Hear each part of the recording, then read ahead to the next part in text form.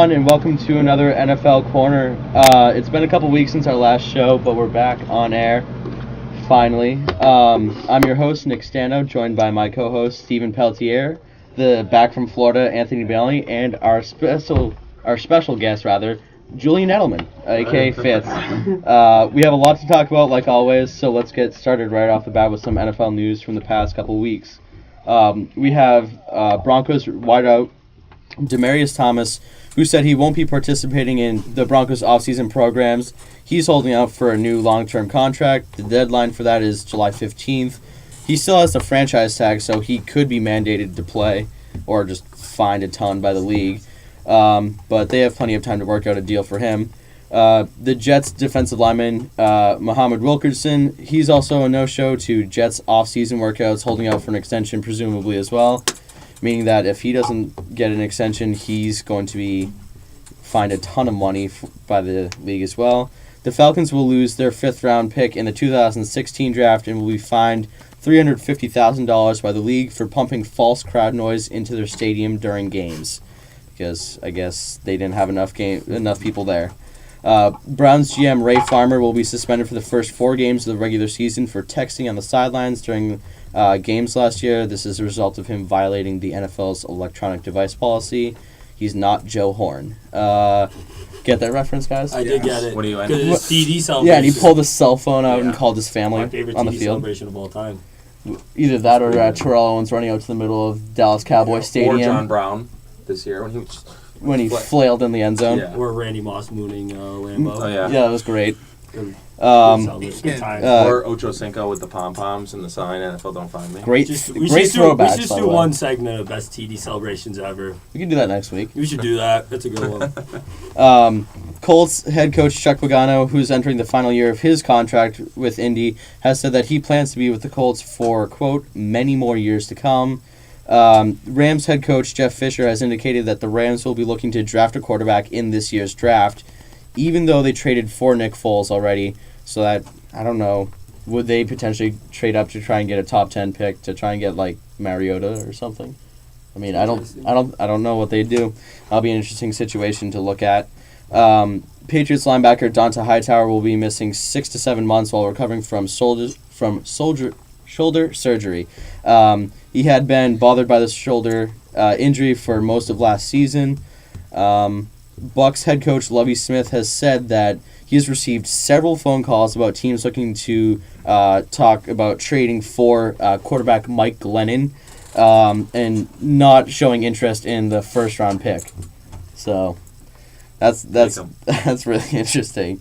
Bears head coach John Fox said that there will be an open competition for the starting QB spot, putting Fox and Cutler's relationship as a huge question mark.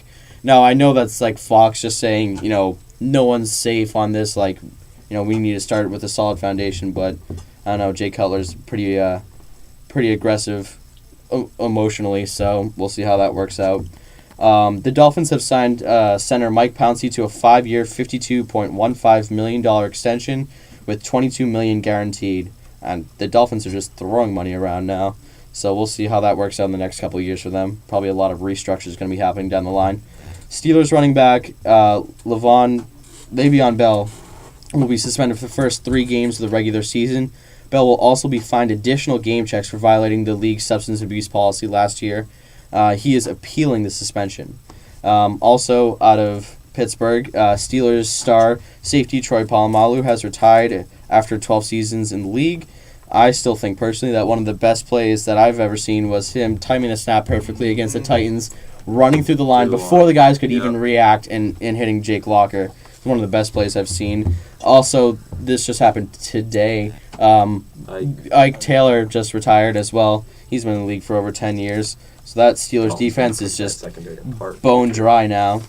The Colts are picking up Andrew Luck's 5th-year option, much to no one's surprise. We can expect a huge long-term deal within the next year, though. Same for Russell Wilson at some point. Like, they're going to see these massive deals. They were talking about no fully guaranteed contracts for these guys, which would be dumb money. Like, we've talked about Ndamukong Suh's contract being dumb, but theirs would be even worse. Where's money even coming from? It wouldn't even make it. It would just ruin the team pretty much. Like, you'd have to work with guys that are making, like, $500,000 a year for all 51 positions on your team after that. It's just crazy. Browns quarterback Johnny Manziel, a.k.a. Benelli's favorite quarterback ever, was released from drug treatment and rehab last week. Jameis Winston's lawyer has said that he thinks Winston isn't ready for the NFL. We can talk about this more later. He said he isn't ready for the NFL off the field and that he's not unique when it comes to quarterbacks. That's a very big attack coming from someone you work with a lot right now. Yeah. Especially if your lawyer's acting as your agent, He essentially. is a little immature. Oh yeah, that's not like the question right now. It's pretty much just I think he's just restating what everyone knows. right. But when someone from inside your camp comes out and says it, like that is true. Like we said, there's no question about his on field. There's no question about what he can do on the field. It's just what can he conduct himself the way like a top 10 pick should off the field. Is he going to be in this film room or is he just going to be out and about and doing whatever Jameis does? Yeah. I think it's so much his work ethic. It's just when he is just out and about. What's he going to do? Is he going to steal crab But that's a good point because it's all the guys that had like attention in college. Yeah. You don't hear about Andrew Luck because you didn't really know much about him in college. You don't until really, the Colts were just like, yeah, we're probably going to draft this guy. Right, and those guys are leaders on and off the field. Yeah. Whereas like Manziel, and we don't know about what Winston's going to be. That's the other thing about Manziel was like the most hyped draft pick last year, and he's coming out of rehab right now. Look at like Mariota though. Mariota is known that he's like a really good person, like off the field as well, and he's a like professional. He's soft spoken, and people respect him. So I think we all agree though that 150%. The Buccaneers know that they're taking Jameis Winston. Yeah. Do any of you disagree with that? That's going to happen. No, I don't, because I think that because I know for I'm willing to bet anything that he goes one. There's so many players who come out of. I mean, he's not. How old is Jameis? What is he? 20. He's 20. Yeah. He's so young. Like you're gonna tell me that he's not gonna get better with. No, he will. But the thing is, all I hear about is that Lovie Smith loves him. Now Lovie Smith's a defensive guy, and he always drafts defense. But how can you draft defense when you need a quarterback? And how can you draft defense when defense isn't really on the board that early? Right. So do you just throw... he's going to go there. Randy Gregory is like going to be like a top 3 pick as well. But unless they do something totally insane that no one sees coming... Winston will go to the Bucs. Or, unless... If they pass on Winston and they take someone else and they don't make a trade, they're not getting another quarterback. Because the three quarterbacks that could play in the NFL, Hundley, Mariota, and Winston are all going to go in the first round. Yeah. So Tampa Bay would essentially be killing any playoff chances. Right, like essentially with what you have for all these teams now coming out saying, yeah, we'll look to take a quarterback, or, they're working out Mariota and Winston as well. Maybe they're not because they'll draft him, but to see what they'll be going up against, maybe. But in either case, the Rams say they're going to pick up a quarterback. All these teams are coming out and saying it. So you have to think that either, Hundley could go top 15 now when they projected him a while ago to be like second round at best. Yeah. But, what are we going to see from other guys that we saw in the draft too? Like, I think Lovie Smith last year was his first year, and he came into the team that, like, it was a team that he didn't really want. Not necessarily. It's kind of like a Chip Kelly situation where it's just like he was unfamiliar with, like, it wasn't like the personnel he wanted. He wasn't established, and he was just thrown in there to try to fix it. It wasn't his personnel. Right. Exactly. Which is what Chip Kelly is doing this year. He didn't bring any of his own guys in. Right. So he was kind of a washout. Right. So that's why I was like, geez, they can't fire this guy after one terrible year. They only won 3-4 games, whatever. No, but you can't because fire you got the to guy. let him be there to make the draft picks. You got to see who he drafts. And with that being said, I think that he is so open to change the way that last season went that there's no way that they're going to sit back and say, okay, we'll get Winston go off the board, or like Mariota, or let Glennon be our quarterback. Yeah. No, they've already. I mean, he's going to be picked one. I think the question is the type of football that Lovie Smith wants to play too. That fits either. Is he going to go to the more mobile quarterback, or is he going to go to He's going to have to, because they don't have an offensive line. They don't have a backfield. And Winston can throw, too. I mean, he can throw on the run. Mariota and you have can the receivers to do so. But that's what I was wondering. Is he going to go up? Is it going to be kind of like a Philly? A Philly offense, quick? Because if he's going to do that... Can't do it, because then his defense is going to be on the... His defense. He's a defensive-minded guy. He's going to think defense before he's going to think offense. Here's another that offensive line is a touch on the older side, like Logan Mankins is coming off of a season-ending injury, so I don't think they're going to rush to the line. No.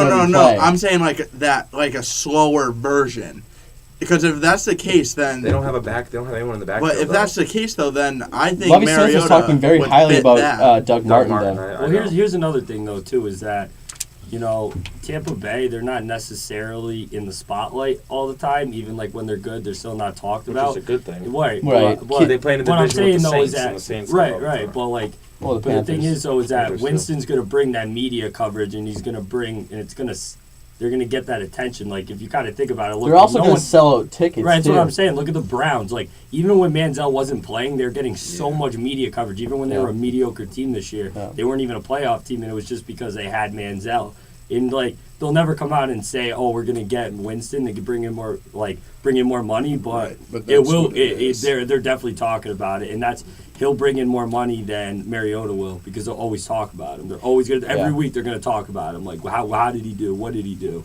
Like, yeah, that definitely makes sense because I mean, it was like people talking about where Tebow's going to go because he gets drafted and immediately his jersey is top 5, and then it's not till a couple of years later when he's having all these great comebacks in the regular season and the playoffs for them that all of a sudden his jersey was the number 1 selling jersey in the league out of everyone that year, which is ridiculous. And Winston will be the same way. People will buy Jameis Winston jerseys. Exactly. More people will buy a Jameis Winston jersey, even if they're not a Tampa Bay Buccaneers fan, than a Mariota jersey. Without a doubt. And money is a big thing. That's a big factor when it comes to. So they're thinking, you know what? Even if Jameis isn't maybe as good as Mariota, which he probably will be, at least you're still bringing in all that money. I think he has more NFL potential than Mariota does. I do too. Way more. Oh, I do Mariota too. was a better college quarterback. Right. Which is still even arguable. But that doesn't even translate into good NFL quarterbacks, which I think that both of them could really benefit from taking a year on the sidelines and just kind of can't go in that situation. But neither one of them will be able to do that. That's what I'm saying. Wherever those guys go, they're starting. Right. The teams that are taking Mariota, Winston, or Hundley are teams that need a quarterback, so they're going to start. I think the only one that wouldn't have to start immediately is probably Hundley. But that depends on where he goes. Well, it depends, though, too, because you know what? Well, because if he goes to somewhere like St. Louis, Nick Foles will start. He'll be back up. If Mariota, though, goes to the Jets, I don't think they're going to start Mariota. Nor do I think they should start Mariota. If he goes to the Jets? Yeah. You think that they'd start Geno? But I do think they'll start Geno. I think they'll start him out to start the year because how many times are you going to make the same mistake over and over again? Well, right, but I agree with what you're saying. But if the Jets are confident in Geno, which they seem to always be, they won't even waste the pick. Why even waste the pick? They don't, because here's the I'm not saying Geno's is the answer. I know he's not the answer. But if Bowles thinks that Geno can get the job done, he has weapons now. He has no excuse now. So why would he even waste that pick? Right, that's what I'm saying. I think they should get O-line. I think they should just get an offensive lineman. If you're going to get maybe a linebacker, because the linebacking core is getting old. If you're going to get rid of maybe take Fowler at 6. Yeah, well, yeah, I'd be fine. I was going to say Beasley. The guy is that the guy from Clemson? Who's the guy from Clemson? Fowler is the one from UF. Vic Bowl. I don't even know who the hell you're talking about. The guy from Clemson. He's like Vic Beasley. Yeah. Is it? Yeah. Oh, but he's like an outside linebacker. Yeah, and he was supposed to. And they just picked up their 5th-year option for Couples. Quentin Couples. Yeah, I'm not very happy about that. But I agree with what you're saying. But trust me, the thing here is that I like about the NFL draft is it's almost like teams don't have time to strategize. Right. The draft happens before training camps, get into full swing. It happens before preseason. So Todd Bowles, being a new coach, he's going to go in there and he's going to see, okay, I can see Geno Smith drop back in our practice facility and throw balls to whoever. Right. That doesn't give him a good idea if he has any faith to go with Geno. Right. So will they pass up Mariota? They might. Should they? Well, yeah, if Bowles is sold on Geno Smith being potentially the answer. Or maybe they just don't like the prospects that are coming in. You know what I mean? Like, it's not a sure thing that these guys are going to be good. Like, I mean, yeah, like we're saying Winston comparing to Mariota. I agree.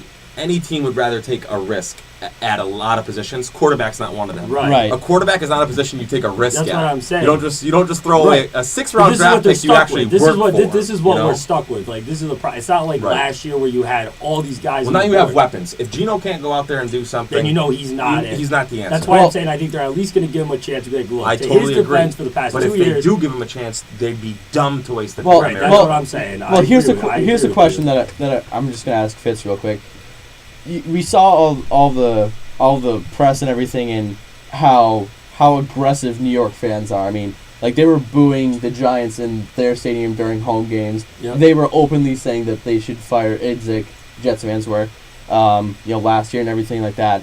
Do you think that aggressive of a big sports market and a big dedicated area to the Jets and Giants respectively, but we're not talking about the Giants, would allow or would be okay with them going with Geno and passing up on Mariota, or drafting Mariota and then benching him? I don't think they would, because look, if you're it's such an aggressive if you're area. an ignorant fan, then yeah. But if you actually watch games and look No at stuff, and know you're gonna stuff, get booed when you don't. You're gonna take get booed no Mariota, matter what. obviously. Right, but like no, it's not in. There's a lot of Jet fans. It's not in New York this year, right? It's in Chicago. There you go. But there's a lot of Jet fans who also think that they shouldn't waste a pick on a quarterback, because a lot of people aren't sold on Mariota or Winston. A lot of people think that they're and not you're going to get the Jets fan that thinks you have to take the right. quarterback. Yeah, right. So. But at You're the same time, a casual fan who's gonna lose their mind over it. But right.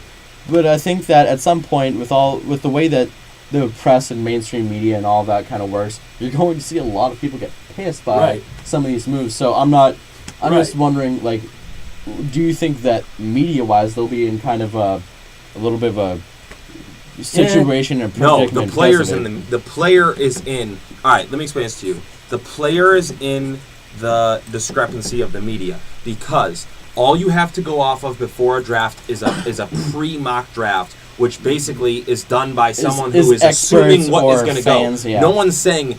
The only reason why we're talking about the Mariota going to the Jets is because we've seen it on a mock board. It doesn't have any relevance. It doesn't mean anything. It doesn't mean anything. Me and you could go make a mock draft right now. Right. It doesn't mean anything. And we'll actually be it's doing not this like, in the next couple weeks. It's not like the so. Jets fans or Jets personnel or whatever can boo because you didn't take Mariota. Right. Because who's to say that?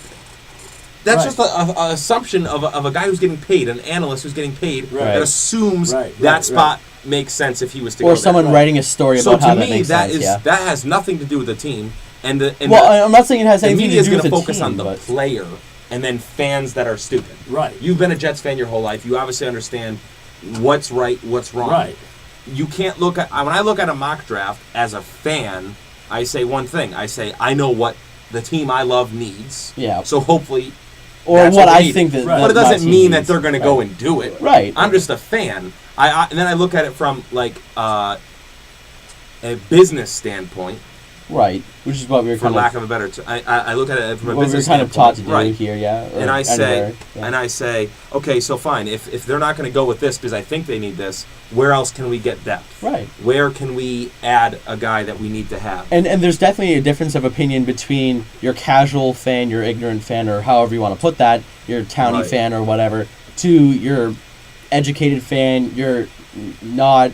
You can be a diehard fan, like I'm a diehard Pats fan, and I would not lose my mind, when like Brady retires or anything like that. Right. Just because that's the nature of the business and everything. And we Boston's can get off topic a pretty talking big, about this, but why are fans allowed at the draft? Like, that's part of it. That's part of the issue. Although, to be fair, I would love to go to the draft. I would too. But if you're writing an article, if you're a journalist, as part of the press, I would definitely love it. If you're part fan, of the press, it would be interesting. You're going to have a whole entire story on how the Jets didn't take someone because 3,000 people behind them booed their heads off. Well, that's not a valid story. Because though, if they do end up drafting an O-lineman, but that's a story they're going to get booed because it's not a popular pick. But look, we talked about it when I was on the show maybe a month ago. We talked about Dallas and how everyone was like, "What are they doing?" But you need that. But they had their best season ever. Oh, not ever, but their best season in years. One of their best seasons. But that's what bothers me about people. It's like they're so dumb about being a fan. If I'm a fan of a team that has the world's worst offensive line and there is 26 amazing offensive wide receiver, running back, quarterbacks before this one really good offensive tackle, and my team takes an offensive tackle, I'm not going to cry. You need offensive line. Right. People don't like positions that aren't the glitz and the glamour. Right. So- Like, everyone will bust on a team taking like an offensive lineman When you or need that. like a D-back or a D lineman, first when dumb. It's dumb. when they want you to get a quarterback or something like that. Kind of just go back to the Jets, though, too. Like, DeBrickashaw is old. He's an old lineman. He's old. He's not going to have that much left. He's in And his eventually, 30s, He's right? in his 30s, and Yeah. that's going to be a gaping hole. And if you have the 6th pick right now, and you're looking at that position, and you're saying DeBrickashaw is going to be gone soon, you might as well, since you got the 6th pick, you might as well just take the lineman, because you never know if you're going to get that chance again to get another young offensive lineman. Or do they wait That would be and good get because I think of line as someone you can just plug in right away and do Right, that. offensive linemen. So make do the they biggest wait? impact. Strong and big. Strong and big. So Strong and big. could you wait? Know which way to do you- block. Yeah.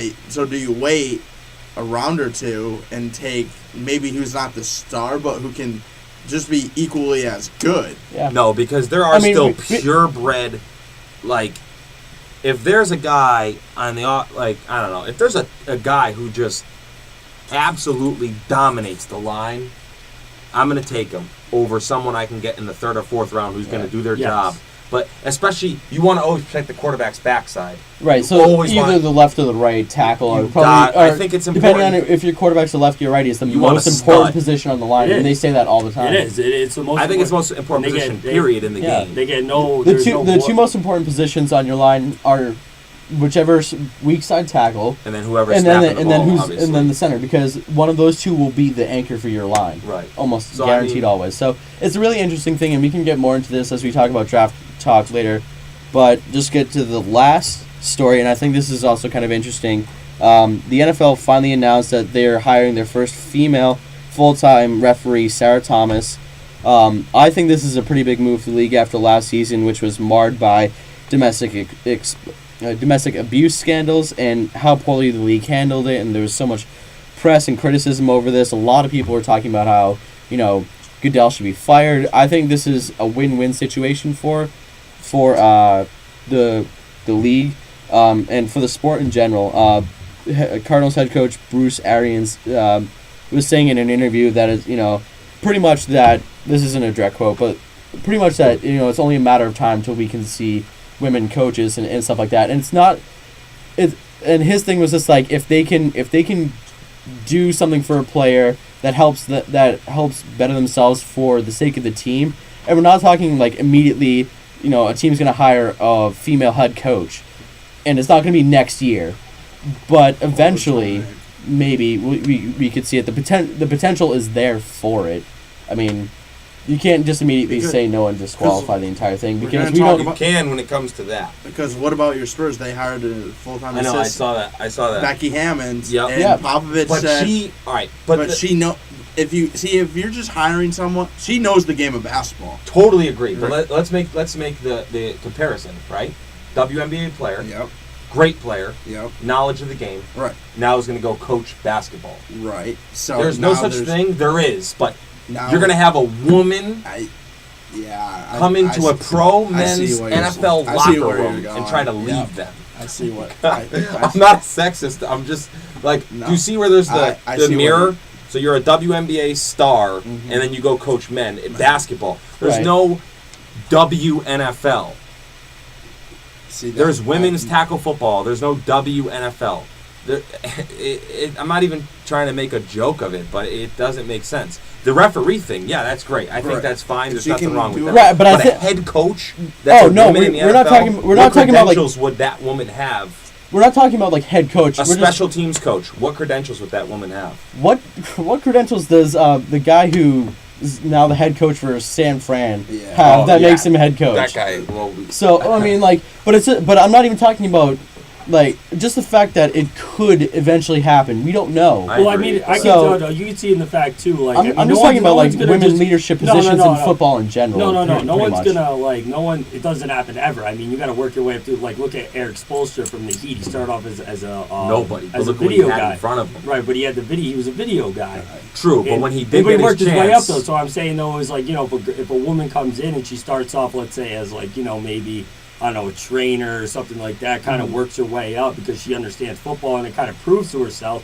It would have to be just like any other coaching spot. It would have to be right fit, right time. Just like I anything agree. else. I don't want to sound that I'm not like open to it, but there's so many things that kind of go into it. But there's way more. Like when you think about a woman reporter who goes into like, there's some locker rooms I know in the NFL that don't allow women reporters in the locker room. Right. There's just to be totally honest, it's just too much going on in the world, and not even talking about sports with all this women and transgender and bisexual.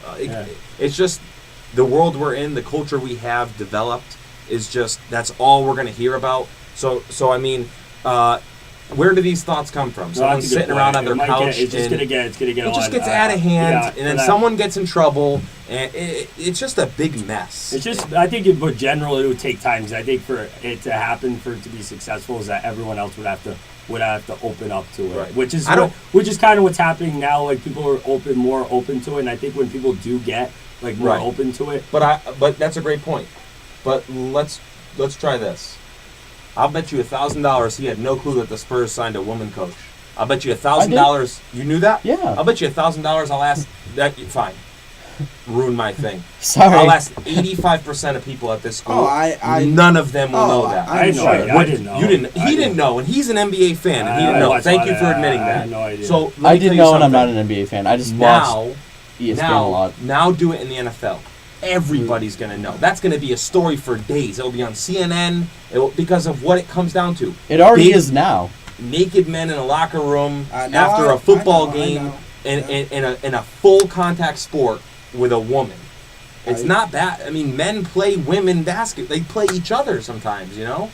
This is a total different way to look at this. Yeah. The officiating thing, fine, but also it would just have, like I said, it would have to be the right person, it would have to be the right time, and they'd have to have the right qualifications. It would just if have to. I'm It would have to work. 15-year vet in the NFL, and there's a woman who comes in to yell at me and tell me what to do, it's not happening.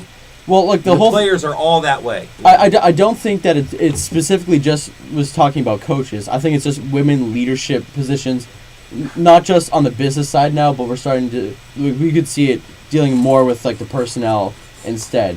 It's pretty much what they were kind of getting at. I think there's many different ways of looking at it, and I mean we can talk about this for a while too. How many games she's gonna get? That's what I'm interested in. Well, she's gonna be on she's a full time, so she's gonna be put on a crew. There's a women's NBA referee now too, and there was actually some controversy because of Chris Paul said he goes, I don't know if she's ready for this, and people took it out of context because Chris Paul was actually saying because she's a rookie ref. Yeah.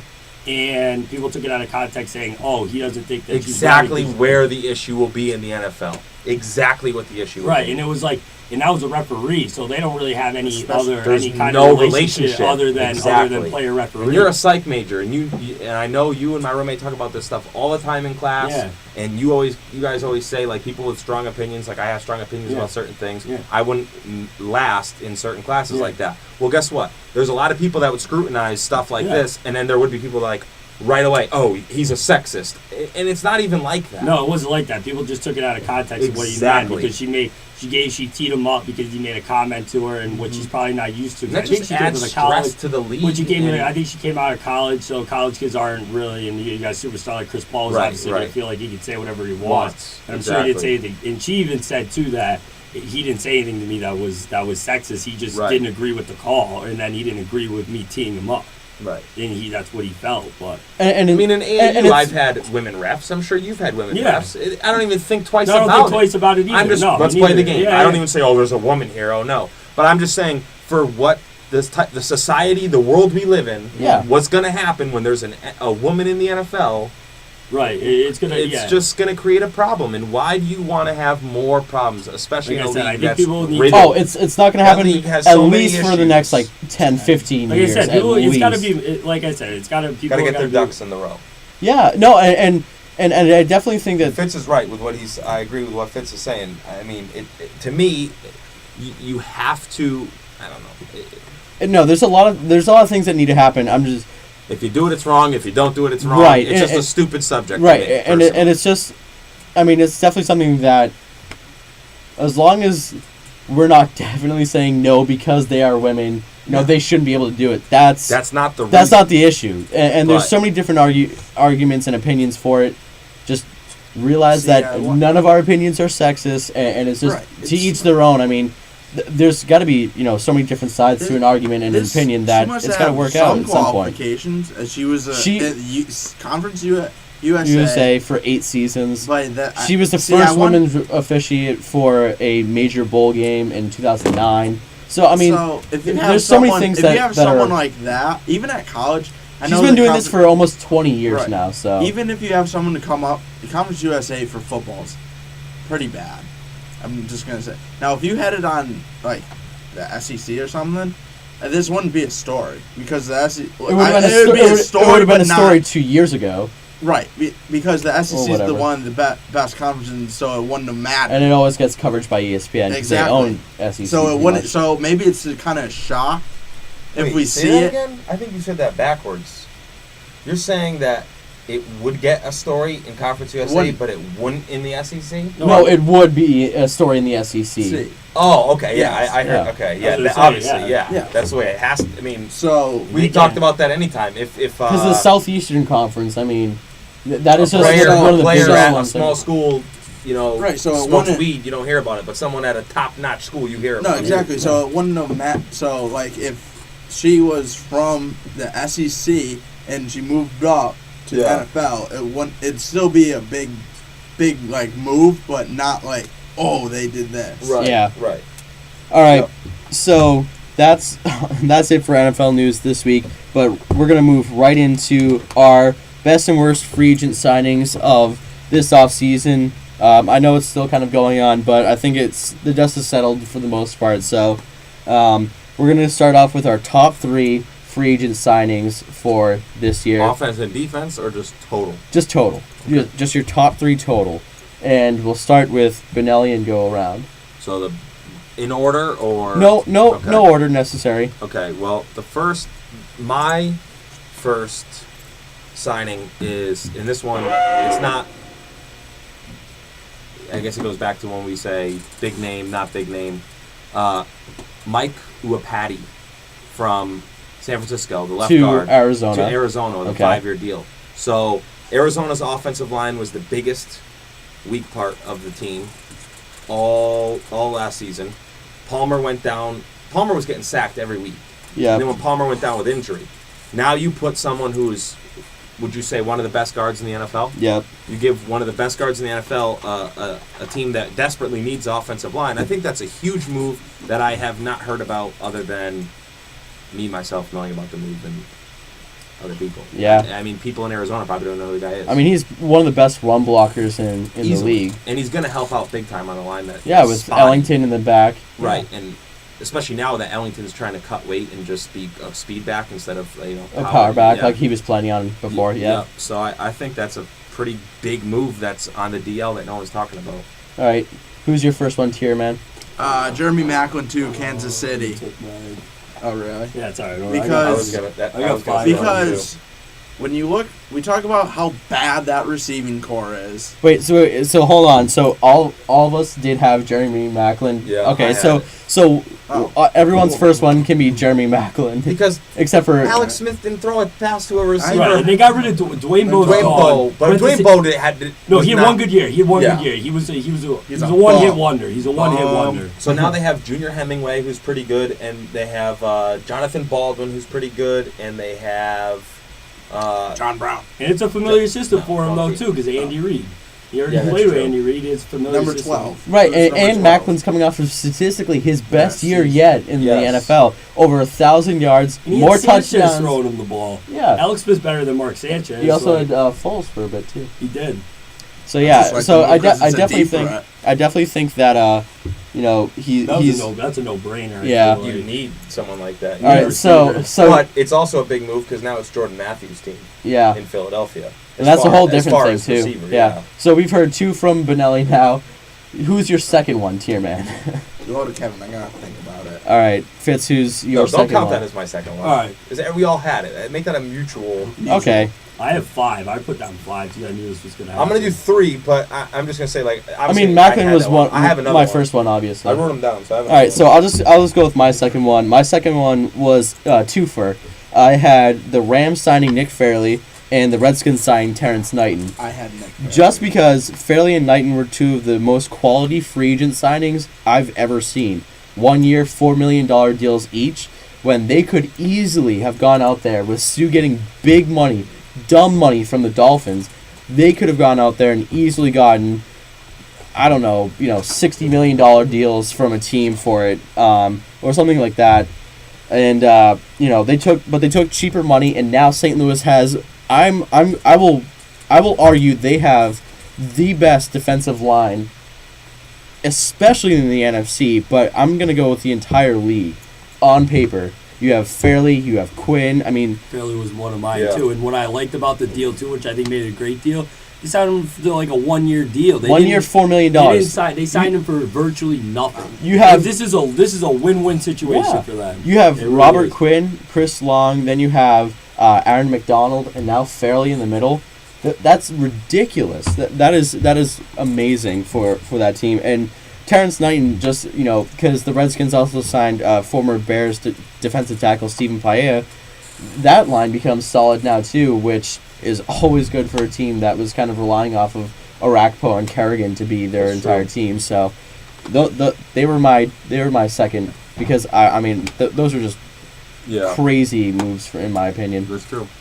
All right, well, obviously I could go and say Revis, obviously, but that's just a no-brainer. I don't really need to talk about it. That's a Jets fan. We don't need to talk about Revis. Well, I was gonna say the triple package. Yeah, the You way brought in yeah. Cromartie, Right. Scrine, and Revis. Right. That was great. That's got it. No, that's huge. That's huge. one of the I best. don't even need All to, 3 in one. That's one of the best. we don't need to talk about Right. it. So I just wanted to go talk about it. I didn't want to be a biased Jet fan. So all right, I'm gonna go with Julius Thomas. The reason I'm gonna go with Julius Thomas is because, all right, I know people were complaining they gave him a lot of money, he's injury prone, whatever. Bortles.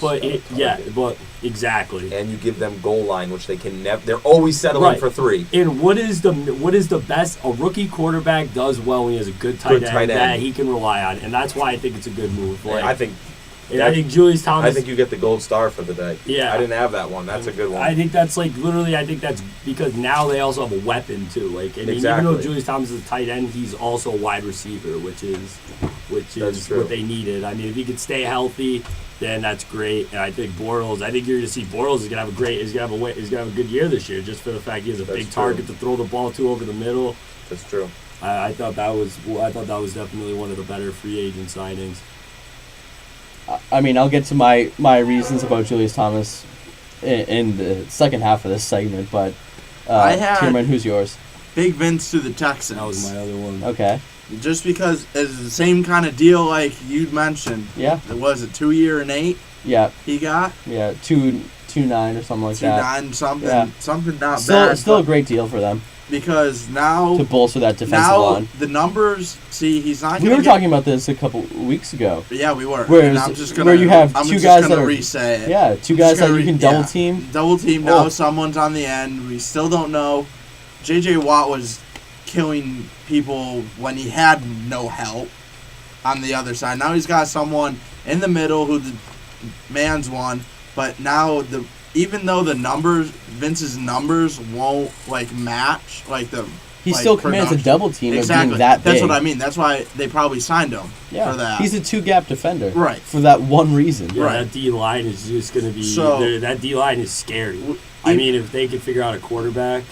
Or even if that they team's can missing a secondary though. Or even if they're just missing, they're still missing what they can't get out of Clowney because he hasn't done played. anything. He He hasn't hasn't played. Yeah. So I mean, still Watt and Wilfork. Like, that's what I mean.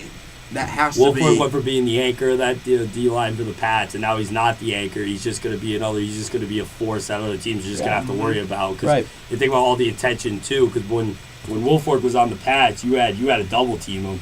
But now, who do you double team? You double team Watt, or do you double team Wilfork? It's like pick your poison, you know. Correct. Like you're. I mean, in that case, I'd still double team Watt, but oh yeah, obviously because you can run around Vince, you can't run around JJ. No, you can't. That's true. Benelli, do you have another one? To answer your thing about the secondary, quarterback has no time to throw the ball. He's just gonna be throwing the ball up in the air. You can dump it off to the side. I mean, Cushing's always hurt, and so I've only done one technically. Yeah. Okay. So you need to pick up the pace because we're gonna be talking about our third ones. Okay, so this one was a re-signing. It wasn't. It was a free agent, but he re-signed with the team. The team needed to sign him. Justin Forsett.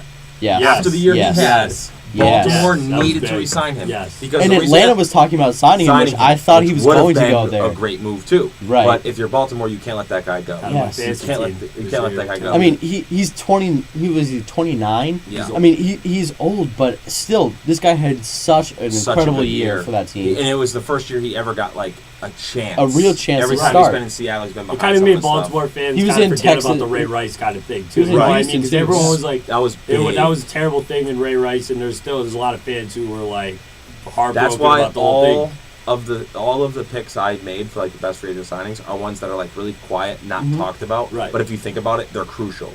And then just another twist because I talked about Baltimore.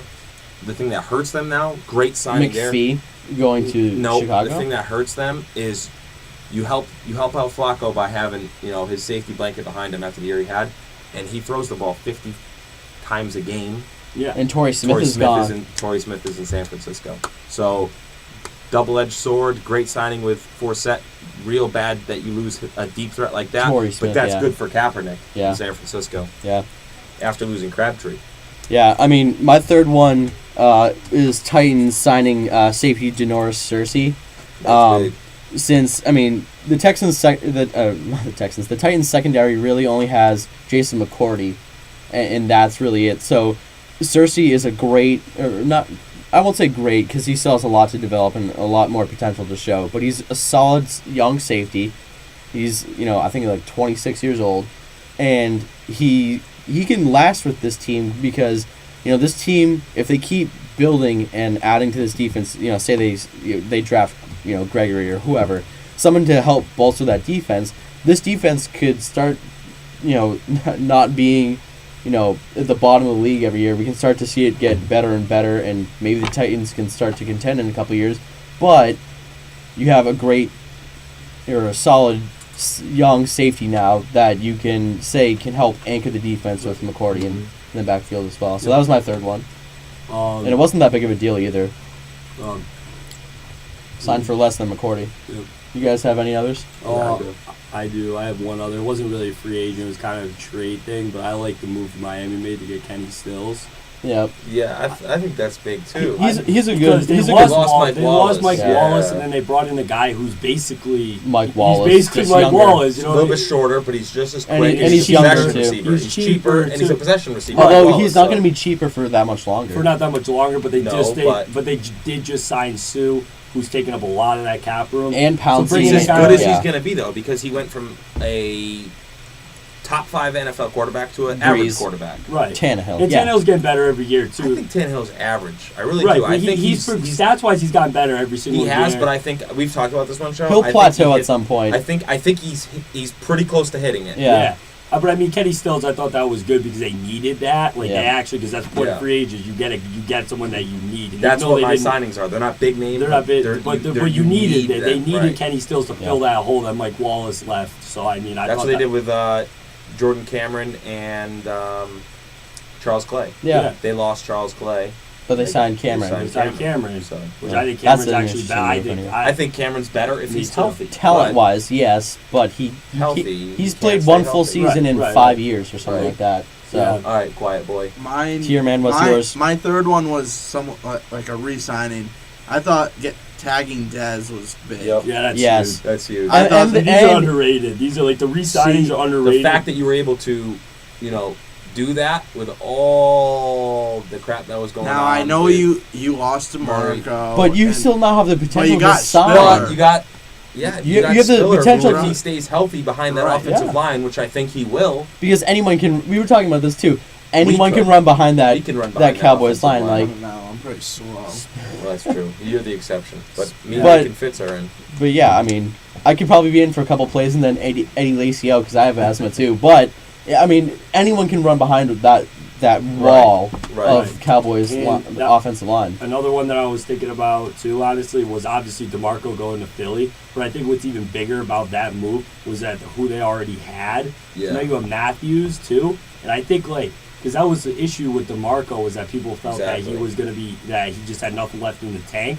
But if you give him, if he's not an every down back now, and you're sharing it with Matthews, who's a very good running back, if he can stay Coming off an healthy, injury, yeah. then I think that's also huge. I think that's a huge move. You just split carries with two guys whose health are in question, even though DeMarco never got hurt. But I think that'll be like a better version of what Buffalo had the past couple of years with Fred Jackson and C.J. Spiller. Right, Neither one of those guys could ever stay healthy for, the entire season. But when they were on the field, they had. you never had to production. worry about it because you know that there would be a slight chance that both of them would go down. But at least if one of them did, you would have the other one to step up. to step up Yeah. to pick up the slack for the other Yeah. one not being there. Definitely.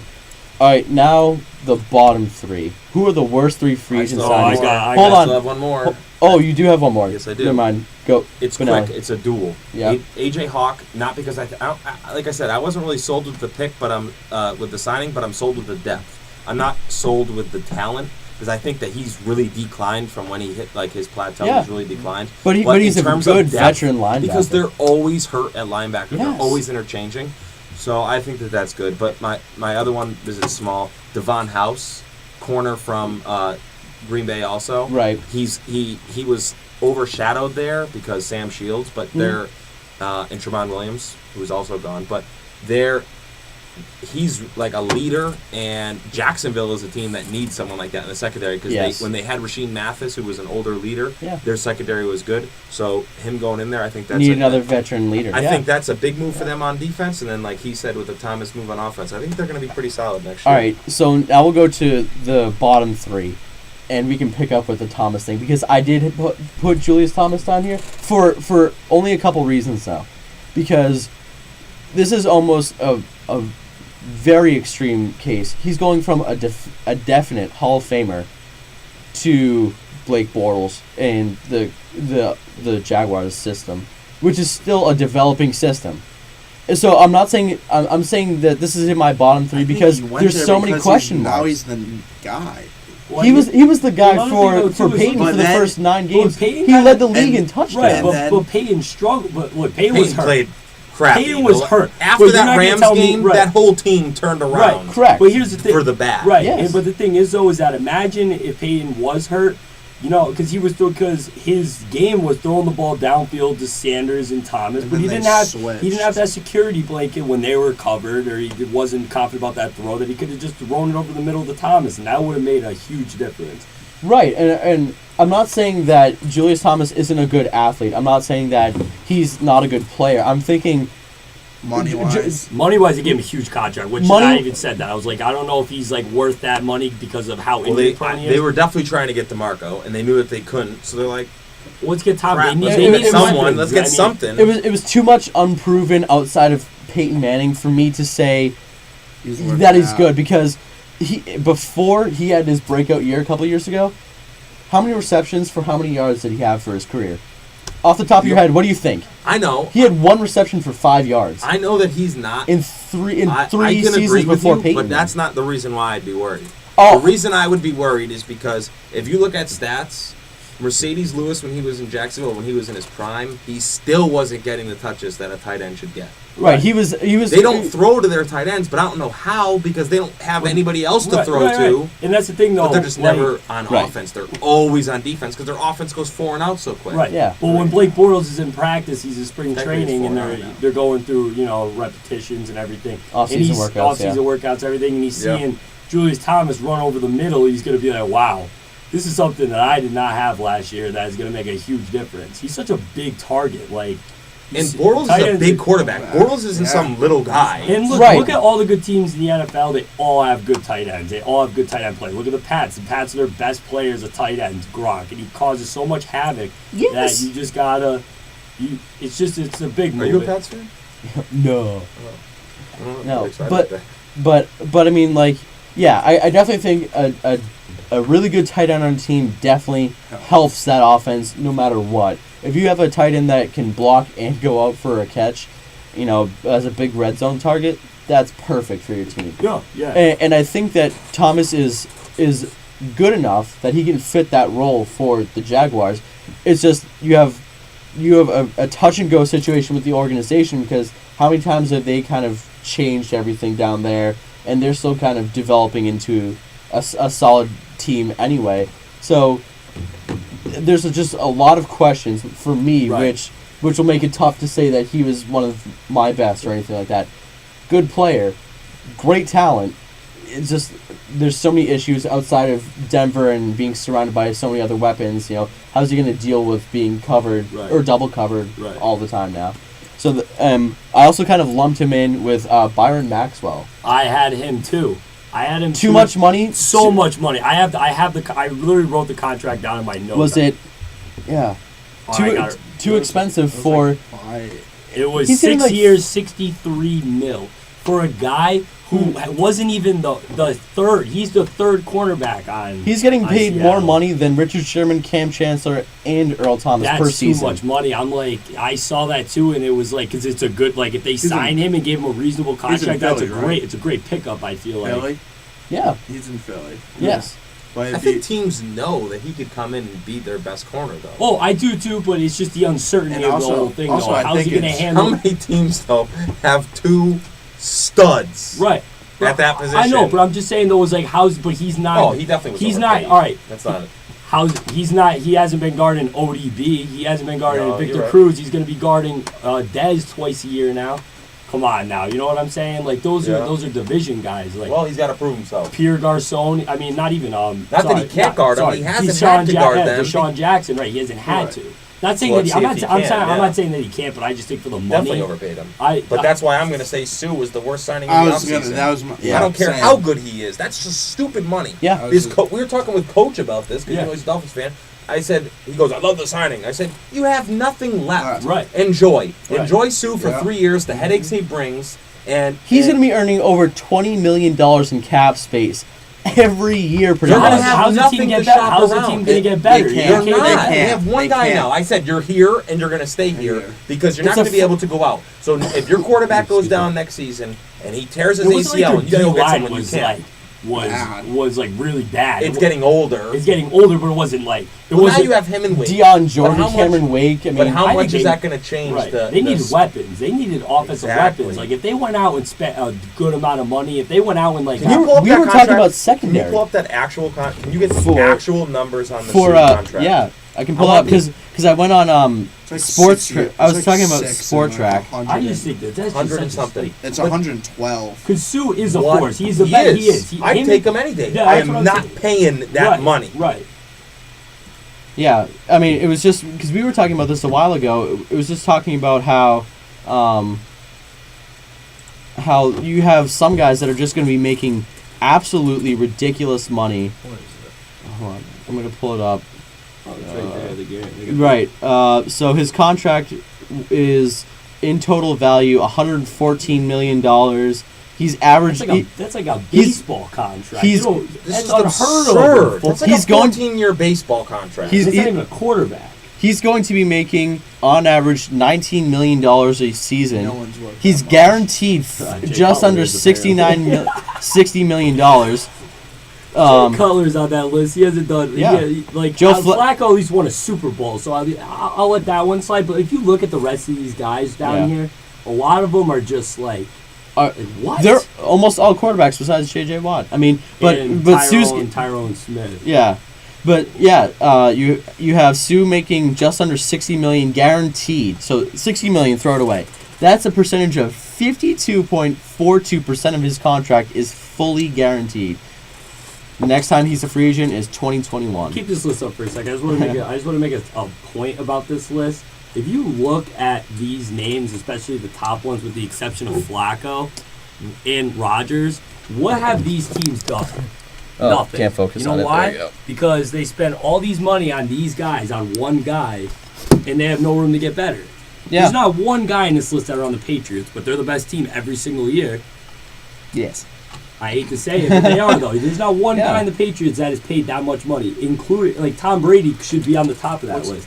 What does Brady get? Like, 20? He's not even a cut this year. There's not one guy in the Patriots on this list. I'm going to find... But are we all in agreement that that's a dumb signing? Yes. Dumb signing money-wise. Money. Right. The fact that they were able to get him. We're talking money. But let's be honest. Do you think he had any crap in the world? Do you think he gave a crap where he went? As long as he was getting paid that stupid amount of money. And it probably helps too that he's playing in Miami, so he's living in probably one of the warm, nice weather, country. and he can live in any house he wants with that money. All right, these are the people. This is the person above and person below. My guy. This is the person above and then the person below Brady in terms of biggest contracts. KJ Wright, outside linebacker for Seattle. Yeah. And then Derek Newton, right tackle for Houston. That's crazy. See, I'm all about giving offensive linemen big contracts because those guys are in the trenches. But you see, like Brady's at least 50 players deep in this list. Roethlisberger was up there. I forget what number he was. He was Rivers, Roethlisberger. Roethlisberger's right here. He's making 87 total. This is why they're not Kaepernick. 114 What's million. Rivers? Is Rivers on there? Because I knew this was stupid. Rivers is 91. Eli's got to be up there. Eli has 97. I can't really see from the my top. angle. Yeah, the top ones are the top three are Cutler, Flacco, and Sue. Cutler blows my mind. Cutler's that deal just Cutler's is 7 years, 126. Dalton's got to be up there. Hell, that's a stupid deal. Dalton is like 8th. But yeah, I mean, it was just like 6 year, 100 mil. Just like two, I think. All right, But I'm getting mad at this. Yeah. All right. Let's All right, Nick. We can talk about this. Ready? We can talk about this later. Who's one of your worst signings here, Dave? Looking at this as what this team lost defensively, I think Devin McCourty was one of the worst signings. Nick, you lose Revis and you lose Vince, and you sign him. I'm not saying Browner. And you lose Browner. I'm not saying Devin he's shouldn't be paid. No. But when you look at what made that defense was being able to take away the other team's number one wide receiver and having someone demand a double team and getting a safety, I think that's one of the worst signings. All right, well, here's another thing. I'm not just saying this either, that because I'm a Jet fan, but the Pats probably don't win a Super Bowl if Revis is not on that team. Oh, I can agree with that one. I mean, there's just no way that team. I mean, maybe because they still have Brady, Gronk. Can you agree with what they lost defensively and they signed first? See, my list of signings for New England would have been Revis, Vince, then McCourty. No way. Hold on. That is wrong. Why would you sign Vince? I think you had to sign at least Revis or Browner. I think you had to sign one of the two. I want Browner before I want Wilfork because Wilfork's getting old. I want to construct a 1 year deal. Yeah, Browner's young. Browner's gonna get better. Browner got money. He got paid in New Orleans. He did. So I'm just gonna respond to you real quick. Why would you take what would almost guaranteed to be over $20 million straight up front? When you're already over the cap limit, you have to get under the cap limit. Right. Because it's a hard cap in the league. So that means you have to let one or more slightly above average to decent, maybe a couple starting players on defense I agree with go. him. I'm not saying it the wrong way, though. Right. I'm just responding to you real quick, and then we can actually get into this. Because I don't think McCourty is one of the worst signings for the fact that what they lost, they had to keep him. He was getting offered more money elsewhere. He was getting offered more money elsewhere. This is why I agree with you. This is why I agree with him. Hold on. They lost Revis. They lost Revis as soon as they signed him. They signed him before anything happened. So that tells me one thing. But they lost Revis as soon as they said that they weren't going to pick up his free agency tender. I think when they did not pick up his option, but I don't think that they should have re-signed Vince Wilfork. I'm glad pretty much that they let him go because as great as he is as a two-gap defender, as much as a Patriots fan as I've loved, he's not doing anything other than taking on a double team. He's not getting a sack. He's not even getting back there anymore. Right. He's getting older. He was taking up, was it over $8 million in cap space? Let him go. It was time. I think I have to agree. They jumped with that. They pulled the trigger way too quick. Pull that trigger if you're going to make moves like, Tennessee made moves this year in the offseason on defense. Yeah. If you're going to be a team that's going to make a ton of moves, then you can pull the trigger that fast. Be like, look, Revis, services were great. Won a Super Bowl. Our defense is still pretty solid. We can put some more pieces into it. Correct. We'll be fine. We lose Revis. But no. I didn't expect right away and Browner then to go. did nothing. They fell asleep. They signed McCourty and then they fell asleep. Yeah. So who's the loser here? It's not the signing. It's the New England Patriots defense. Correct. Yes. That was terrible. That's the part I agree with. That's why I agree with him. I do agree with the premise that they did lose a lot. I'm saying McCourty's not the worst because they did nothing about it. He's That's one of the worst part. Right. He's one of the better young safeties on the market, or that would be available in the next couple of years. Because there's very few guys that you would put above him at free safety, and if you have a chance to lock down a guy like that, I didn't think that they would let Browner go. But if they're doing a system change, if they're, whatever the case may be, we'll figure this out in a couple months. I definitely don't think that he's one of the worst. If the Pats say the Pats don't sign McCourty and they don't sign Browner, but they keep Revis, are we still talking about this, that they lost? No. I think we could be. And not to as big of an extent. Right. I still think that McCourty would be a big loss. Yeah. Browner is a loss-ish because he's a good player. He commands too many penalties. Yeah, he gets so many penalties. It's kind of hard. When he gets penalties, though, it almost helps. Right, but Belichick doesn't mind, though, because he likes how physical he is. That's what He's so physical, so he's like, when you get him, like, you know he's going to get a lot of penalties. You know what you're going to get from him, But you know that's his game, though, so you're willing to just kind of, especially Belichick, who doesn't like penalties. Especially the Saints. They're probably so happy to have him. Right. That defense is... Rob Ryan's got to be out of his mind. Oh, yeah. See, it's a good fit. I think I'd have Revis over losing both of them. The only problem is if you construct a big contract for Revis, Revis isn't the youngest bird out there. He's 29 years old. He's going to be... No, I think because I had him. He's turning 30 this year. I also had Darrelle Revis on my worst because of the contract. Because it's a valid point. That's two ways to look at it. Because that's how I look. Because Revis has old Revis though. At the same time, like, is he going to stay healthy? Blah blah blah. These are all things that we don't know. And I would actually think out of the trio, the worst one would be Cromartie, since he's the oldest out of them, and he's getting a bigger deal. But the only reason why he's okay is because he's not going to be their number one. Yeah. So he's going to be like their number 2 guy. Or 3. Between Scrines. Scrines is more like a nickelback kind of guy, though. Like, so he can on the slot. Right, he's Cromartie doesn't have to worry about, like, injury. You're not going to get injured. The number one receivers in the NFL are big dudes. Yeah, like your Des Bryant's. Revis covers that, yeah. So, Revis is physical. Revis will cover, like, Golden Tate or something like that, but then you can have, Cromartie and a guy up top help, with, like a Megatron type. Because when I looked at the worst signs, I looked at money and the age. That's a good thing to look at. I always look at the age. Yeah, because I don't know how many is Darrelle Revis going to play the 5 full years.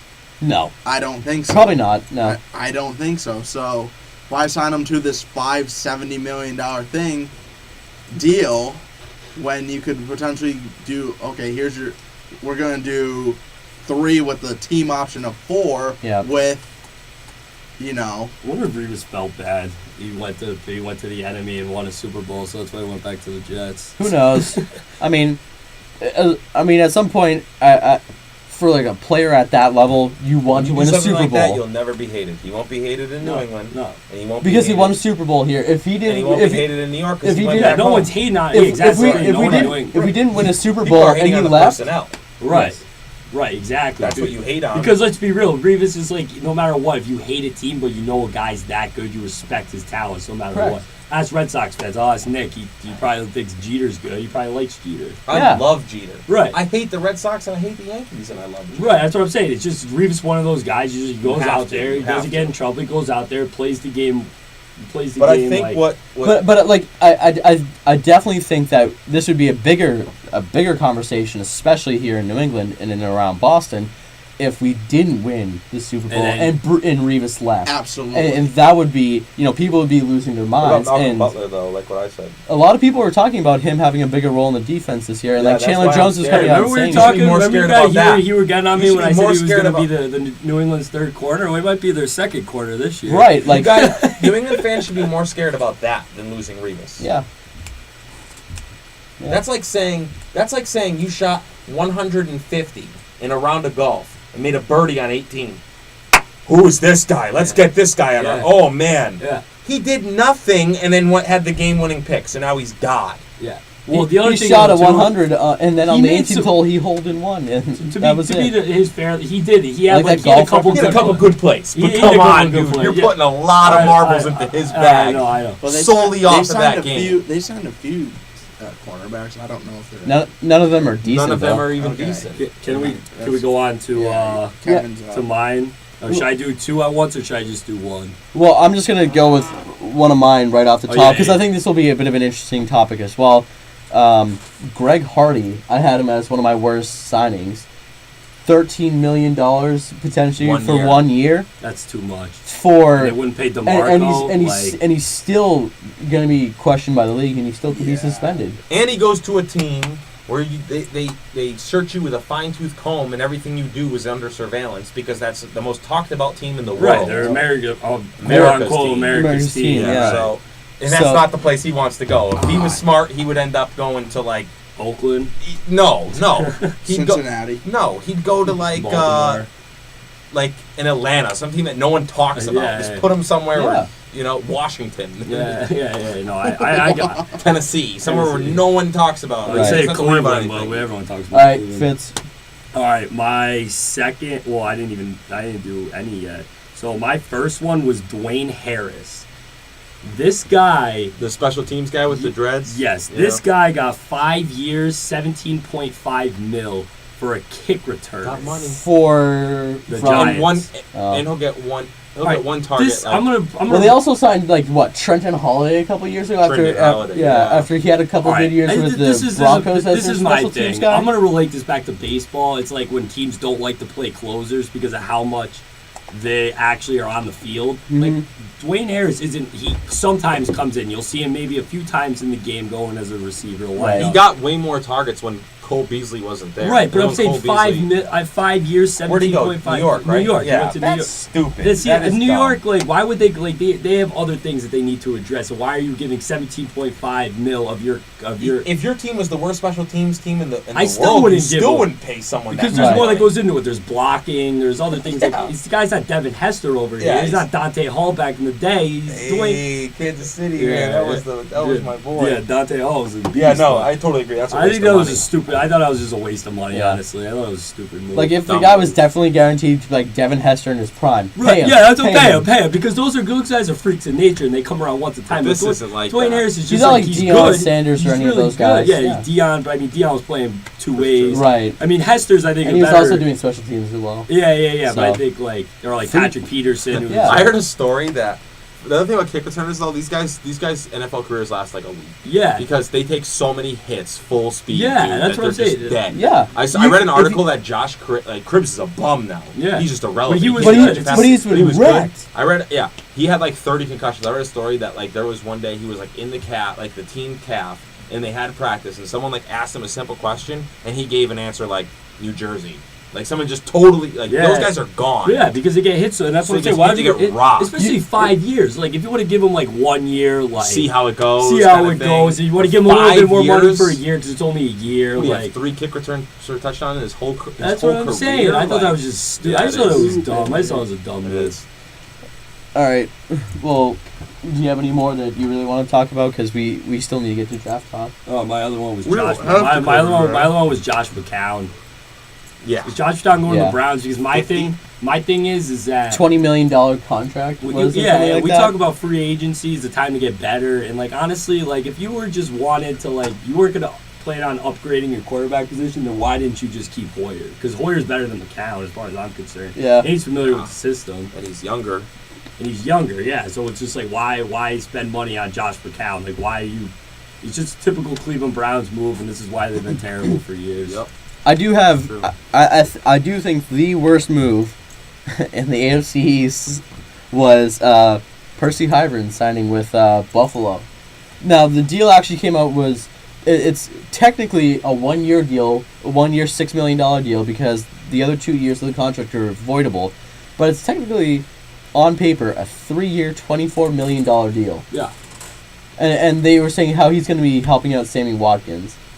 This guy hasn't had a significant role on a team since what, 2010? Since the Super Bowl game, that one game. No, he didn't have a significant role The then. Minnesota Vikings. He just had when he was he on just the made big Vikings plays. was when he was like in his prime. 08. And everyone knew coming out of college that he was going to be really good because he was so he was versatile. drafted in 09, so like 2010 He was playing was like his running best back year. too Yeah. in Florida. He was doing kick returns. He was kind of like Sammy Watkins, kind of coming out of. You just knew he was a ridiculous athlete, Right. super fast. But I agree with you.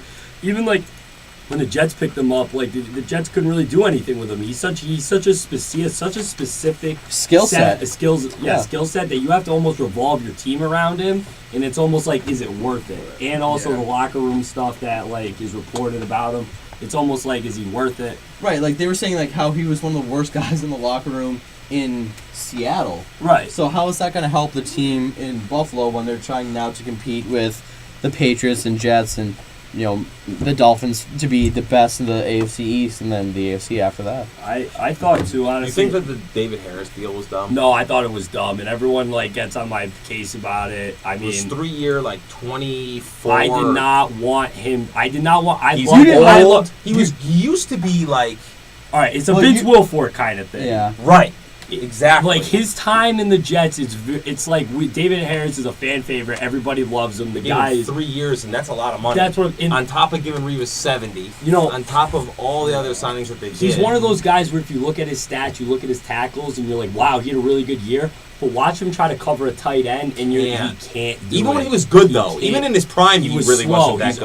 always But they had other guys to make up for that though. Like he was their guy in the middle. He could stop the run. He could get into your backfield. I didn't agree with it. I thought they should have move. just tried to get someone in the draft, maybe, or even maybe just try to Stay young. Stay that whole young. Team, I think the Jets are kind of like like the Jets are a team that could have taken like a the Vic Jets are Leasy doing or what I Dante think the Fowler. Knicks might That's do what I'm next saying. year. They're just looking to spend like build a third with of the money. vets and try to be competing now. Right. But in 3-4 years down the road, they're gonna be bad. They're going to be in the same again. position again. This is what they do, though. This is what the Jets Which means like in 3 years, the AFC East is going to go from one of the better divisions to one of the worst because the Patriots are going to be down Brady and down a lot of their talent that's older. Mm-hmm. Same with the Jets. Same with the Dolphins because they're going to be strapped for cash like no one's ever seen. Right.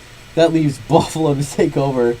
Buffalo the might entire be division. It's going to be a good division this year. Buffalo hasn't made the playoffs in what 21 years now. Buffalo gave the deal they gave Clay was stupid. They gave him like $42 million. They only wanted to see that Miami takes it though, I but think they what you're didn't. seeing though is in the AFC is that you're seeing that the Pats people are their teams in question because of all like the people that they let go, and I think the rest of the teams in the AFC are just trying to capitalize on this. I think they're tired of like having the Pats win the division every single year. And I think since they're like, 2001.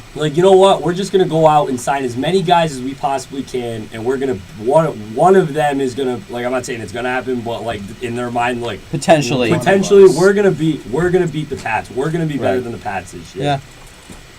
All right. Anyone else? Worst free agent signings? I'm good at free agent signings. Is this another Pats one that we're gonna have to talk about? The Green Bay Packers. Okay. Randall Cobb staying there. Yeah, that's huge. I agree with that. Do you think that's worse? No, that's a good one. Oh, he said it's a good one. Okay. It's a good deal. Okay.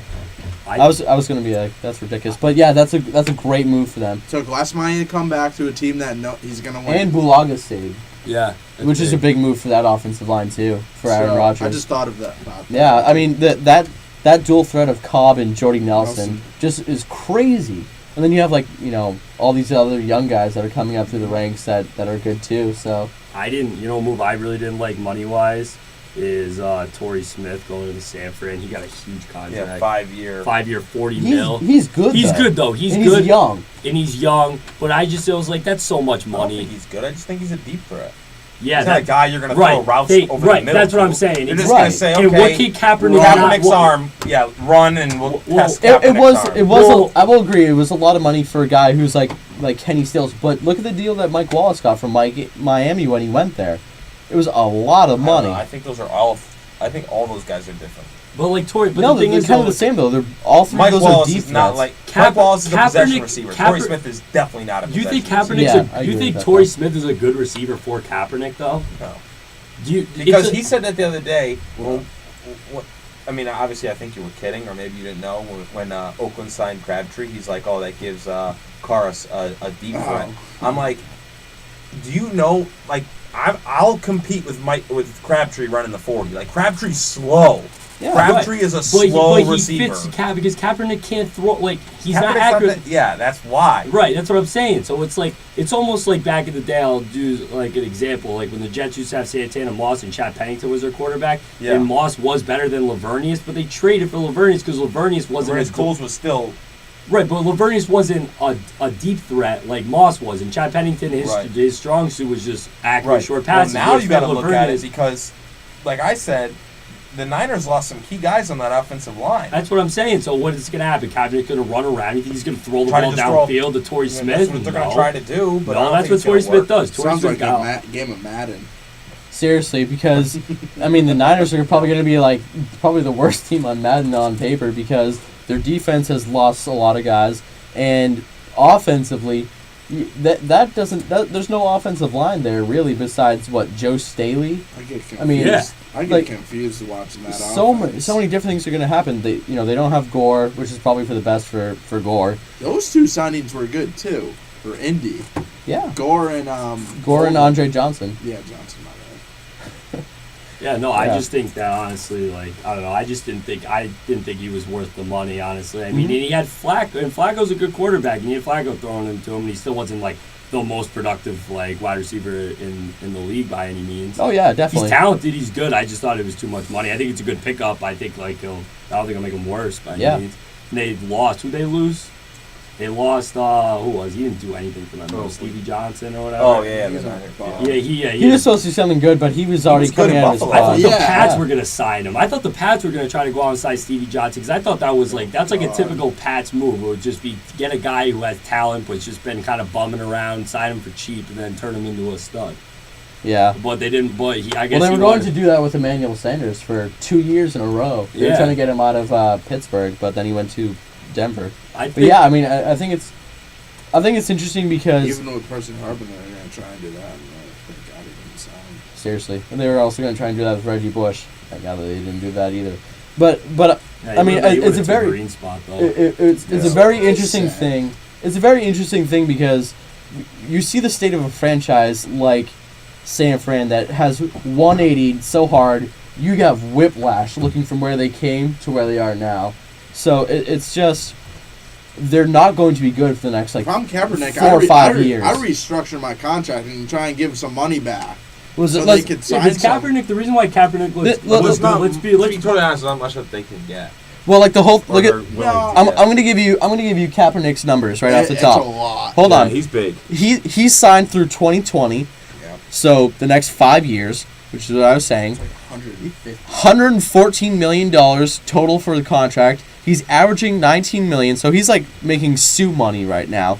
He has 61 guaranteed. He's because of the year that they made it to the NFC Championship game with the Super Bowl. No, it was the Super Bowl. After the Super Bowl, they gave him that contract. Yeah, but that was that the that was the year before that the I can't think of his name. The punt returner dropped the ball. Something Smith. Who was it?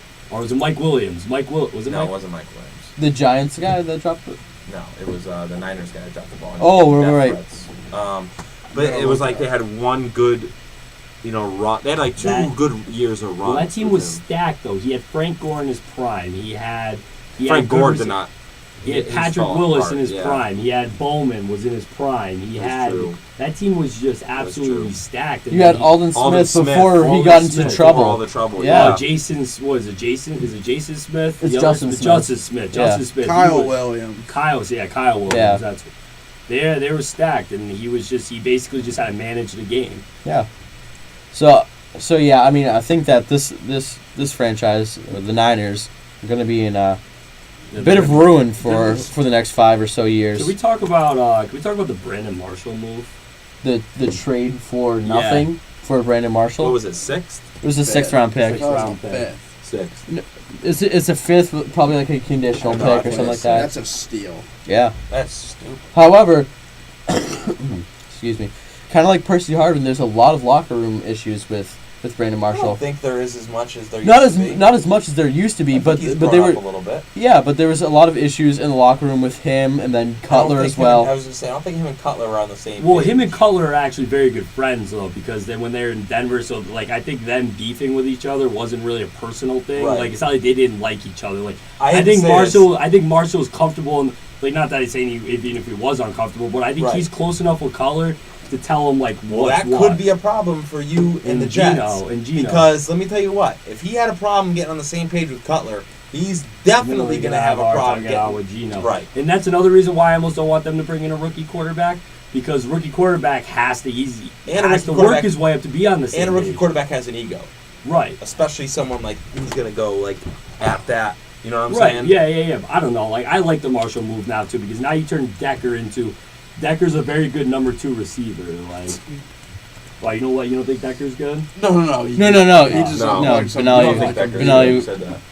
What? You don't think Decker's good? I heard you say Decker's a that. very good number 2 receiver. Yeah, he was. Yeah, I will agree he's a good number 2 receiver, but when they were trying to make him their number Number 1, one, he wasn't. That it's wouldn't tough. work. It It's didn't tough. work, but he is Tough what to have a he number one is. That's what why he though. was He's a good very in good Denver. too. Right. Like he's a That's why he very was very good in number. Don't forget about Jason Morrow. No, Very good. No, he's Yeah, good. they Like, got weapons. He's They like should- Jenkins Curly's a number 3 in now. Tampa Bay. Curly's They're a number good. 3. Yeah. Curly's a good receiver too. And Told he's you gonna they be were their going to win 10 games.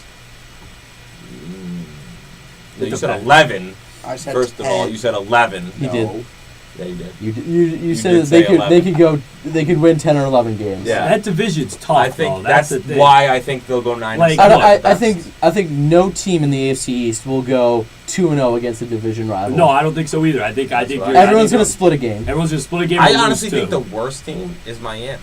Yeah, Because I can agree with Buffalo's that wholeheartedly. defense was the best in that And division now you got last Rex year. Ryan, who's the and best they defensive mind. Still are good. They lost Searcy, but See, I still thought, think they're the best. you know But what? they signed Hughes you know what? that That's deal true. that was Jerry a Hughes steal for them was- too. If Yeah. the Jets didn't sign David Harris, I think David Harris 100% was going to go to Would be Buffalo. Buffalo. I think saw that was going to yeah. happen. I Yeah. almost wonder if the Jets signed him just to make sure that he didn't go to Buffalo. And do the Bills re-sign Spikes to kind of have that depth in the linebacker for yeah, the them? Bills are going to be good next year. They like same thing though, just like every other team in the AFC, other than New England, who has True. everything. They lost who has two nothing but a spots. They quarterback. lost 2 guys that kind of hurt, Searcy and Alonzo. Yeah, And Alonzo went back to play for his old college coach, Chip Kelly. But yeah. But I mean, now you have Yeah. Shady though now with like Shady's definitely the best running back that Rex has it had. sucks over that they lost Orton.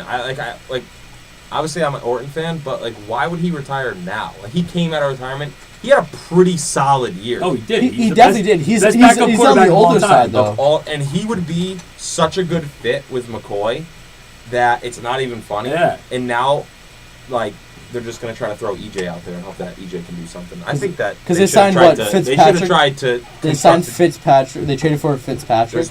but there's no way you can start him. What, you talking about the Jets? No. Oh, Jets yeah. got Fitzpatrick. okay. So Fitzpatrick, yeah. no, then the Jets Bills got have they got a Matt Castle. the Bills have no one behind EJ Manuel. Right, that's what I'm saying. I don't know why. See, that's another thing that I kind of like the Fitzpatrick move, other than the fact we share the same last won't name, start. so I'm definitely going to buy a jersey. He won't start. So you can have a jersey with your name Yeah, on it yeah, without I saw a having thing to on Twitter. customize it. I saw a thing. I saw a thing on Twitter. It was stuff no one says, and it was like around Christmas time, and it was like, "Mom, please get me this. It's fire." And it was like all flames, and it was a Ryan Fitzpatrick jersey. Yeah. I mean, I'll buy it because he has my last name. But if we did, I he's- obviously wouldn't And buy you it. don't have to pay the money to have it customized. Yeah, So exactly. you're It's saving the just- money. Yeah, saving the money. Exactly. He's not a terrible backup, but again, the He's not a Jets starter. He's They're not a basically starter, like, and the this Jets was- need to figure out their Jets are starting like, all right, quarterback. Gino throws for 3 picks in the first quarter. Like, Oh, you know and then what? have Ryan some Fitzpatrick won't throw 3 picks The in the Jets first quarter. are scientists, okay? They're doing an experiment. They brought in a ton of talent, and they're just going to experiment. We'll just throw Gino out there, and let's see if we can have we just gave him a ton of weapons. The defense is top in the NFL now. Right. Let's see if let's So- see. Brandon if Marshall's you can one of try to those win some guys. He's games one of with those guys Jalen. that I'm like gonna- can make a Can I quarterback throw better. this out there? What? This draft. Make a point here, Dave. Say if Cooper or White are there at 6, do they get? No, I think they have to go defense They're gonna go because their D, yeah. D line is getting older, Everything and they're in the still defense really is getting good. older. They just paid older Right. guys. Yeah, I mean their D line is getting older, Or and linebacker. if Wilkerson keeps holding out, they definitely need to go D line. Yeah, well, they like see this is the 'Cause other they- 'cause thing too is they're- like yeah, all these they're gonna be moves, strapped for cash. all these moves look great until when it's time to sign Wilkerson and they have no money to sign him for. Correct. Like, And that's the thing. So, Wilkerson is young. He's a so- beast. He's at least He's at least top 5, maybe top Yes. 3 in his position. Correct. You can't argue that. yes, And then with that I deal would- with I Sheldon would Richardson, not- I that's would- just it's I scary. would not hate to see Wilkerson get out of the division so quick. Yeah, like he's a beast, dude, and it's just like it's gonna kill me because like it was Wilkerson, just go to like if by some miracle you listen, go to like Washington, go somewhere that can pay you a ton of money, and not in the AFC East, bro. Like kind of like what Benelli said too. The Jets are trying to win now, and they know that Wilkerson will be on the team now, and Right, like, and that's the exactly. thing. And But they're he like, wants a big deal, and he's holding out for it. So he's pulling the Revis. This happened a few years ago with the With- Jets, I and know. the Jets. And didn't what pay ended up him. happening? They didn't pay him, and because he wants his money, and that's what it comes down That's to. what a lot of it's guys. like Logan Mankins when he was younger. He held out for like a couple Yeah. seasons. You know, but the other thing too is with the Cromartie move, and I love the fact that Cromartie's back, and I love it, but it's the same time it's like you guys said you still have D. Milliner. D. Milliner when he's healthy is proven to be like a pretty decent cornerback, not a number And one like corner. we talk about all the time. I love Calvin Pryor. You don't. I think Pryor's. I think you can't sleep on him. He's still young. I think He's they should solid. put. I think if Pryor continues to struggle, I think you got to put Milliner back at safety. Oh, I mean, I don't even with- know. with- Does with- Miller know how to play safety in Alabama? It's not that hard. You see it all the time. Milner's not that. They don't have a quick corner. They McCoy- still don't have a quick It corner. doesn't matter. McCourty moved There's from not one corner to Ryan safety. quick. He can No guard guy that they chair, brought in is though. quick. They're intimidating. Yes. Yeah. Cromartie's Yeah, just fast. Cromartie's ridiculously Miller, fast. He's Miller the only can one. guard Yeah. someone. Milliner won. With a broken leg. No, not with a broken leg. Someone with Milliner a broken the leg. last 2 out of the last 3 weeks of his rookie season won Defensive Player of the Week twice. Yeah. He won twice out of 3 times. Guy Yeah. can play. He's too small. I think he's just too skinny. Like he gets hurt all the He time. needs to get Laron, whatever that guy is, taking steroids, so he's huge now. LaRon Landry, he's Yeah. always been huge. That guy's been. I can't believe they just. Arms like this. I can't believe that they just He's gonna be in the just tested WWE positive for, suit. He's like, gonna be right positive back for to steroids. brother. That dude's been He huge is- forever. Scary big. His head is bigger. His arms are bigger than your head, tiered man. You have a big head. I know. He's gonna be Ryback's brother in WWE. Yeah. With Pac-Man Jones, didn't he go to the WWE? Yeah. TNA. TNA, okay. So Yeah. your boy. Yeah. Same. And then he came back. Our teacher the other day said in our class at 8 a.m. She goes, She goes, I had to fly to Cincinnati to handle an issue. One of my people got in trouble at a nightclub. I said, "Who do you represent, Pac-Man Jones?" Flying out to Cincinnati to deal with nightclub issues. Yeah, you know you- Pac-Man. He pulls a gun out at a nightclub every week. Yeah, you were That's you were fine. telling me Copeland. that in No, that finance. was in New York. Just kidding. What? Nothing. Oh, Copeland. Yeah. Yeah. Copeland, yeah. That was, Oh. All right. 4 in the So morning. What are you doing? Dreads and guns. Yeah. What are you doing out in 4 in the morning? You should be in your bed sleeping. all right. So I think we're gonna talk. We're gonna do a lot of draft talk next next week. week for sure. Maybe the week after we'll do a mock draft. Is there a week after? yeah. Yeah, I Next think week's because 20th, and then the following week's the 28th. And then it would be the That's 30th it. right after. Oh, Yeah. Okay. We don't- Yeah. So we'll do our mock drafts the Tuesday before the draft itself, Right. which will be perfect. Great. So I won't yeah, watch the draft. I'm kidding, Nick. turn my chair so hard. Yeah, so we're just gonna do a lot of draft talk next couple weeks. I think we can't just wait. got. The draft's gonna be I think sick. we just. Honestly. I think we just. When is the draft? What day The is it 30th. exactly? It's Thursday. It's the last Thursday in the month. Right. Oh, nice. And it So goes all through Sunday. yeah, so it goes through They the do the 30th and first the 2 second. rounds, right? Don't they do the first 2 rounds? First round is the only night. First Yeah. round is the very first Then you can night. live stream the other 6 rounds. Or just watch them on ESPN all day. They're all on Yeah. ESPN. I'm just saying the very first night is just round 1, I believe. Correct. Yeah. Yeah, after the Because first 15 picks, 2 it's gonna be and 3 like- are because 2 and 3 would be Friday 4, 5. and 4-5 would be But then Saturday. there's the 6-7 guys that would it's be fun Sunday. to watch the whole thing because it's the guys that are either supposed to go in the top 5 that have been injured, like Gurley Right. Yeah. or what's it, the guy at Abu Dalla. Yeah, I think Gurley's gonna go to Dallas.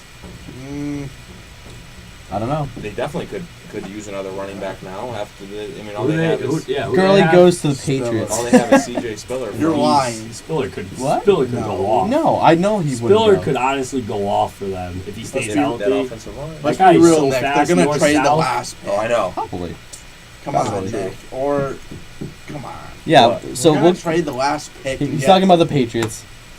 You brought him up. I did. They're I said. gonna- yeah, they'll trade the pick. And Pick then, and get Get 2. Jalen Strong from Arizona State. And I have a really huge want target. that. Yes. Have a Thank you. 6'5" what if, monster. I was thinking Pats- Sammy what if the Coates. Pats- since Not they gonna didn't drop to sign 30. Since they didn't 32. sign anybody, what if they kind of change it around and be like, all right, what if they trade up for a pick to get like Cooper? They or never something? do that. It'd be But no, great, they never would do it. But that. it's different this year, though. They're That The different. picks that they get rid of are the late picks, and they don't ever work up in the first round. Well, like, what if they were like, oh, I'll give you second, first round pick and trade to like I don't know, like who knows, like I don't know, like Tennessee or something. Yeah. It's like That'd Well, be you could. nuts. and get Cooper, like, Yeah. or like I or don't what? see that. All right. So we'll get to all of that next week. Fitz, you might come back for that. Maybe Maybe show. you come back for the If I skip mock my draft. class again, I will. Good show.